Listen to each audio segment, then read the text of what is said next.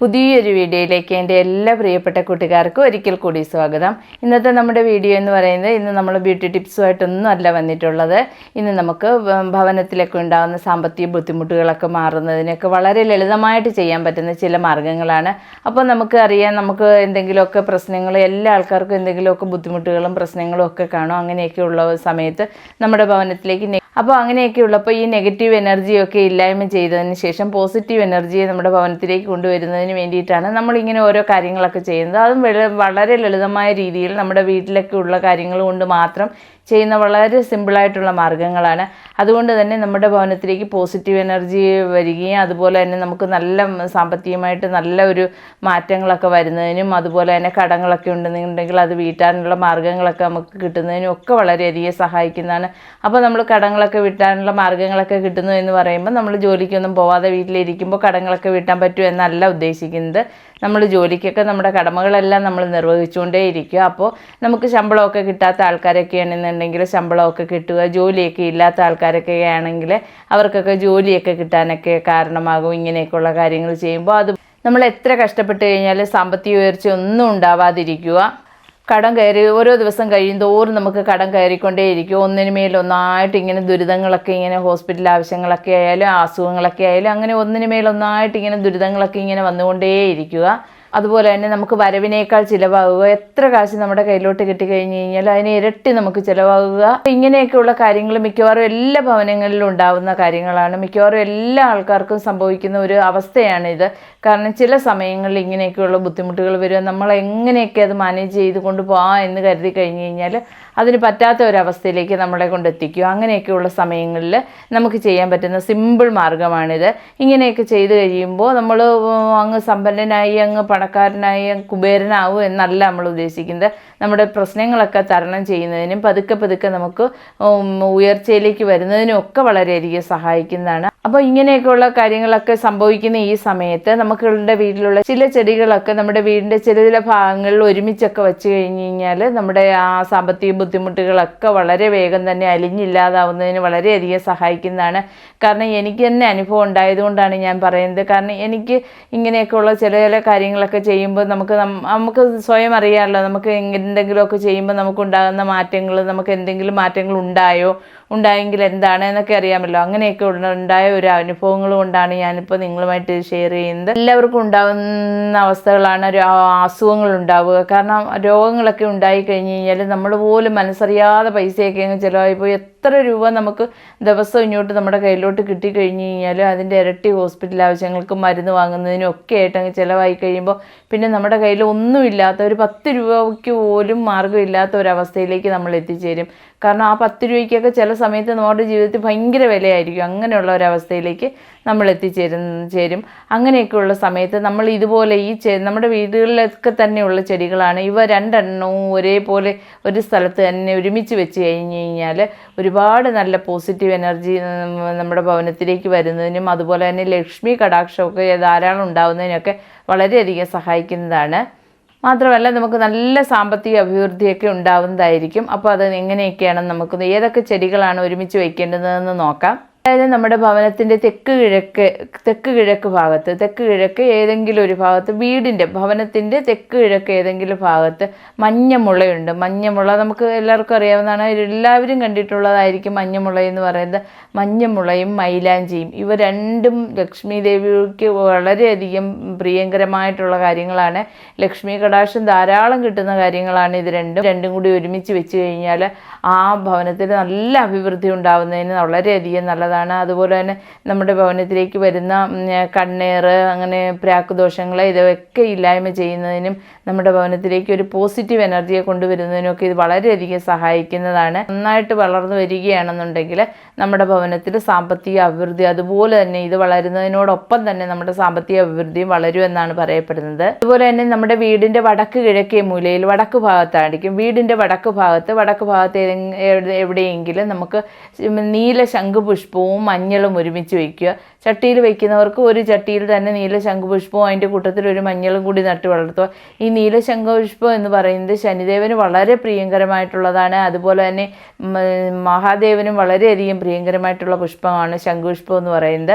അപ്പോൾ ശംഖുപുഷ്പവും ലക്ഷ്മി ദേവിക്ക് ഏറ്റവും പ്രിയങ്കരമായിട്ടുള്ളതാണ് മഞ്ഞൾ എന്ന് പറയുന്നത്.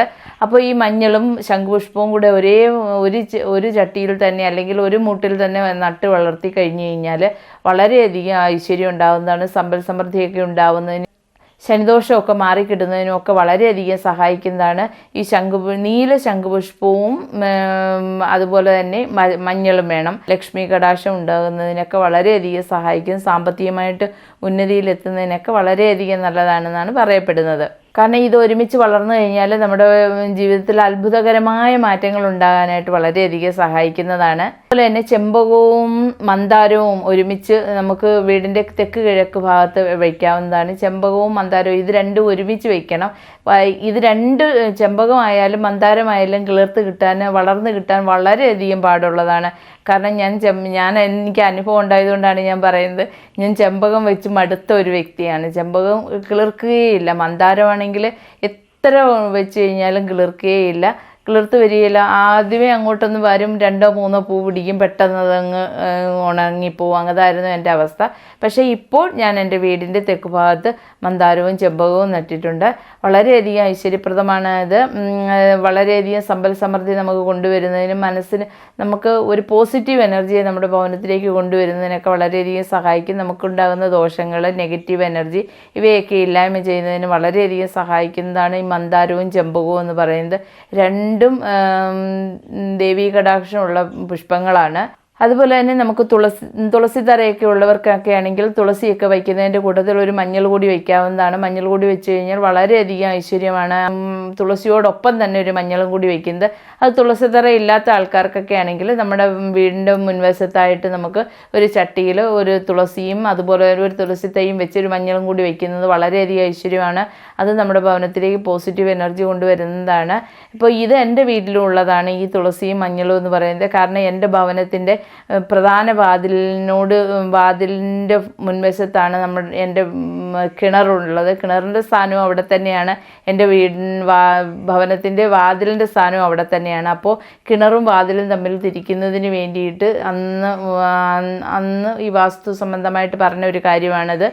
നമ്മുടെ ഈ ചട്ടിയിൽ എനിക്കെങ്കിലും വീട്ടിൽ തുളസിത്തറയില്ല, പകരം ചട്ടിയിൽ ഞാനൊരു ചെടിച്ചട്ടിയിൽ തുളസിയും മഞ്ഞളും കൂടി ഒരുമിച്ച് വെച്ചിട്ടുണ്ട്.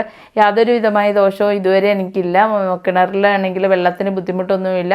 വീട്ടിൽ വേറെ മറ്റു പ്രശ്നങ്ങളൊന്നും, ഇത് സംബന്ധമായിട്ടുള്ള പ്രശ്നങ്ങളൊന്നുമില്ല. അതുകൊണ്ട് തന്നെ ഈ വളരെയധികം ഐശ്വര്യപ്രദമാണ് ഈ ഒരു തുളസിയും മഞ്ഞളും കൂടി ഒരു ചട്ടിയിൽ നമുക്ക് വെച്ച് വളർത്തുന്നത്. തുളസിത്തറയാണെങ്കിൽ തുളസിത്തറയിൽ തന്നെ മഞ്ഞളും കൂടി വെക്കുന്നത് വളരെയധികം ഐശ്വര്യപ്രദമാണ്. അപ്പോൾ അത് രണ്ടും ലക്ഷ്മി കടാക്ഷം ഉള്ളതാണ്. ലക്ഷ്മി ദേവിക്ക് പ്രിയങ്കരമായിട്ടുള്ളതാണ് തുളസിയും അതുപോലെ തന്നെ മഞ്ഞളും. അപ്പോൾ നിങ്ങളത് ഒന്ന് ചെയ്ത് നോക്കുക, വളരെയധികം ഗുണം ചെയ്യും. അതുപോലെ തന്നെ മുക്കൂറ്റിയും കറുകയും ഒരുമിച്ച് വളർന്നു കഴിഞ്ഞാൽ അത് വളരെയധികം ഐശ്വര്യമാണ്. കാരണം കറുക എന്ന് പറയുന്നതും മുക്കൂറ്റി എന്ന് പറയുന്നതും രണ്ടും ഗണേശ ഭഗവാന് ഏറ്റവും പ്രിയങ്കരമായിട്ടുള്ളതാണ്. വിഘ്നേശ്വരന് ഏറ്റവും പ്രിയങ്കരമായിട്ടുള്ളതാണ് മുക്കൂറ്റിയും അതുപോലെ തന്നെ കറുകയും. ഇത് രണ്ടും ഒരേപോലെ ഒരുമിച്ച് വളരുന്നത് വളരെയധികം ഐശ്വര്യമാണ്. കാരണം നമുക്ക് മുക്കൂറ്റി വളർന്ന് നിൽപ്പുണ്ടെങ്കിൽ അവിടേക്ക് നമുക്ക് 2 കറുകയും കൂടി കൊണ്ടുവയ്ക്കാൻ പറ്റും. പക്ഷേ കറുക നിൽക്കുന്നിടത്ത് മുക്കൂറ്റി വളർന്നു വരാൻ ഭയങ്കര ബുദ്ധിമുട്ടാണ്.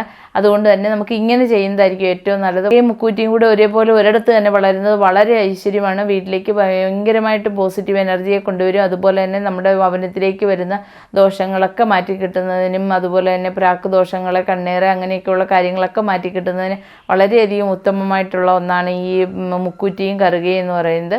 അപ്പോൾ നമുക്ക് ഇതിലെ എല്ലാ കാര്യങ്ങളും ഒരുപോലെ ചെയ്യണമെന്നല്ല നമ്മൾ ഉദ്ദേശിക്കുന്നത്. ഏതെങ്കിലും ഒരു കാര്യമെങ്കിലും, ഏതെങ്കിലും ഒരു ചെടിയെങ്കിലും നമുക്ക് ഒരുമിച്ച് വയ്ക്കാൻ കഴിഞ്ഞു കഴിഞ്ഞാൽ നമ്മുടെ ഭവനത്തിലേക്ക് ഉണ്ടാകുന്ന പ്രശ്നങ്ങൾക്കൊക്കെ ഒരു പരിധി വരെയും നമുക്ക് പരിഹാരം കണ്ടെത്തുന്നതിന് വളരെയധികം നല്ലതാണ്. നമുക്ക് എന്ന് കരുതി നമ്മൾ ഇതൊക്കെ ചെയ്തുകൊണ്ട് മാത്രം നമ്മളങ്ങ് കുബേരനാകുകയൊന്നുമില്ല. നമുക്കുടേതായ കർമ്മങ്ങൾ നമ്മൾ ചെയ്തുകൊണ്ടേയിരിക്കണം. പിന്നെ നമുക്കുണ്ടാവുന്ന നെഗറ്റീവിനെ മാറ്റി നമുക്ക് പോസിറ്റീവിനെ പ്രദാനം ചെയ്യുന്നതിന് വേണ്ടി മാത്രമാണ് നമ്മൾ ഇങ്ങനെയൊക്കെയുള്ള കാര്യങ്ങളൊക്കെ ചെയ്യുന്നത്. നമ്മൾ ചെയ്യുന്ന കർമ്മങ്ങളോടൊപ്പം തന്നെ ഇങ്ങനെയൊക്കെയുള്ള കാര്യങ്ങൾ കൂടി ചെയ്യുമ്പോഴാണ് നമുക്കതിൻ്റെ ഫലം ഇരട്ടിയായിട്ട് ലഭിക്കുന്നത്. കാരണം നമുക്ക് ജോലിക്ക് പോയെങ്കിലേ ജീവിക്കാൻ പറ്റൂ എന്ന് പറയും. നമ്മൾ ജോലിക്കൊക്കെ പോകുന്നുണ്ട്, എല്ലാ ദിവസവും ജോലിക്കൊക്കെ പോകുന്നുണ്ട്, കൈ നിറയെ കാശും കിട്ടുന്നുണ്ട്. പക്ഷേ വീട്ടിലേക്ക് വരുമ്പോഴേക്കും നമുക്ക് ഇരട്ടി ചിലവാണെങ്കിൽ ഈ കാശ് കൊണ്ട് നമുക്ക് കൈ നിറയെ കാശ് കിട്ടിയിട്ട് വല്ല പ്രയോജനമുണ്ടോ? യാതൊരു പ്രയോജനമില്ല നമുക്ക്. അപ്പോൾ അങ്ങനെയൊക്കെയുള്ള കാര്യങ്ങളിനെ ഒന്ന് മാറ്റി നിർത്തുന്നതിന് വേണ്ടിയിട്ട്, അപ്പോൾ അങ്ങനെയൊക്കെയുള്ള പ്രശ്നങ്ങളൊന്നും വരാതിരിക്കുന്നതിന് വേണ്ടിയിട്ട് ചെയ്യാൻ പറ്റുന്ന വളരെ ലളിതമായ മാർഗ്ഗങ്ങളാണ് ഇവയൊക്കെ. അപ്പോൾ നിങ്ങൾ ഇതെല്ലാം ഒന്ന് ട്രൈ ചെയ്ത് നോക്കണം. ഇഷ്ടപ്പെട്ട് കഴിഞ്ഞാൽ ഇതിലേതെങ്കിലും ഒരെണ്ണമെങ്കിലും നിങ്ങളൊന്ന് നട്ട് വളർത്തി ഒന്ന് പരീക്ഷിച്ച് നോക്കുക. നമുക്കുണ്ടാകുന്ന മാറ്റങ്ങളെക്കുറിച്ച് നിങ്ങളെല്ലാവരും ഒന്ന് കമൻറ്റ് ചെയ്യുക. ഇഷ്ടപ്പെട്ട് കഴിഞ്ഞാൽ ലൈക്ക് ചെയ്യാനും ഷെയർ ചെയ്യാനും കമൻറ്റ് ചെയ്യാനും ഒന്നും മറക്കരുത്. അതുപോലെ തന്നെ സബ്സ്ക്രൈബ് ചെയ്യാതെ കാണുന്ന കൂട്ടുകാരൊക്കെ ഉണ്ടെങ്കിൽ പ്ലീസ് ഒന്ന് സബ്സ്ക്രൈബ് ചെയ്ത് സപ്പോർട്ട് ചെയ്യാൻ മറക്കരുതേ. അപ്പോൾ ഇന്നത്തെ വീഡിയോ നിങ്ങൾക്ക് എല്ലാം യൂസ്ഫുള്ളായി കാണുമെന്ന് കരുതുന്നു. പുതിയൊരു വീഡിയോയുമായി വരുന്നവരേക്കും ബൈ ബൈ.